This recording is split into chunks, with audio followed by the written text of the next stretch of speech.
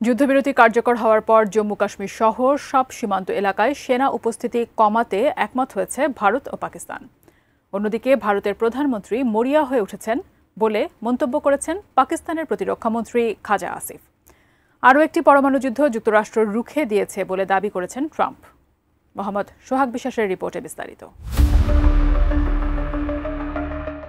হটলাইনে আলোচনায় বসেছেন ভারত ও পাকিস্তানের মিলিটারি অপারেশনস বিভাগের প্রধানরা।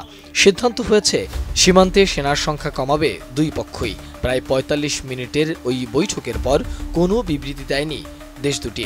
তবে পাকিস্তানি গণমাধ্যম ডন জানিয়েছে, আপাতত সীমান্ত এলাকার নিরাপত্তা ও ব্যবস্থাপনার দায়িত্বে থাকবে দুই দেশের সীমান্তরক্ষী বাহিনী। সীমান্তে সেনাবাহিনীও থাকবে, কিন্তু সংঘাত পরিস্থিতির সৃষ্টি না হলে তারা সামনে আসবে না। এছাড়া দুই দেশের সীমান্ত রেখার ১ কিলোমিটারের মধ্যে কোনো হেলিকপ্টার ও ১০ কিলোমিটারের মধ্যে কোনো যুদ্ধ বিমান প্রবেশ করবে না বলেও সিদ্ধান্ত হয়েছে ওই বৈঠকে। এদিকে ১২ মে ভারতের প্রধানমন্ত্রী নরেন্দ্র মোদীর জাতির উদ্দেশ্যে দেওয়া ভাষণের পর কাশ্মীর সীমান্তে ড্রোন দেখা গেছে বলেও জানা গেছে।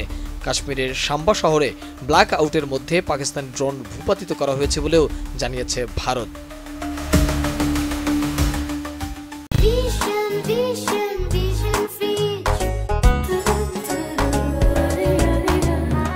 অন্যদিকে জাতির উদ্দেশ্যে দেওয়া ভাষণে পাকিস্তানের প্রতি মোদির হুঁশিয়ারির সমালোচনা করেছেন পাকিস্তানের প্রতিরক্ষামন্ত্রী খাজা আসিফ।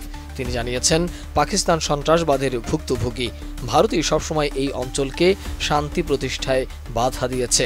এবারের লড়াইয়ে ভারত পরাজিত হয়েছে বলে মরিয়া হয়ে উঠেছে প্রধানমন্ত্রী মোদি। তবে তিনি যে আলোচনার প্রস্তাব দিয়েছেন সেটি একটি ভালো দিক। এতে হয়তো উত্তেজনাটা থামবে।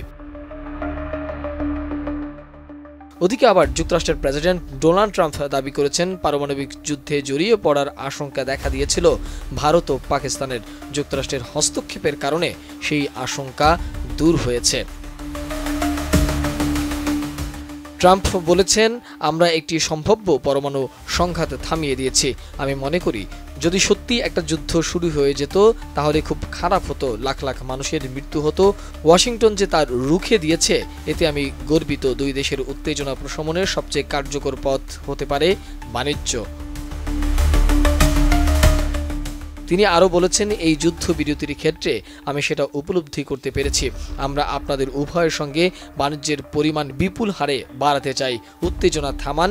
যদি আপনারা থামেন তাহলে আমরা বাণিজ্য করতে পারবো, আর যদি আপনারা না থামেন আমরা কোনো ধরনের বাণিজ্যে যাব না। দুই দেশের উত্তেজনা থামার পর ৩২টি বিমানবন্দর খুলে দিয়েছে ভারত, আর ভারতের জন্য আকাশ সীমা আগেই খুলে দিয়েছে পাকিস্তান। মোহাম্মদ সোহাগ বিশ্বাস, টেক্সট রিপোর্ট, এটিএন নিউজ।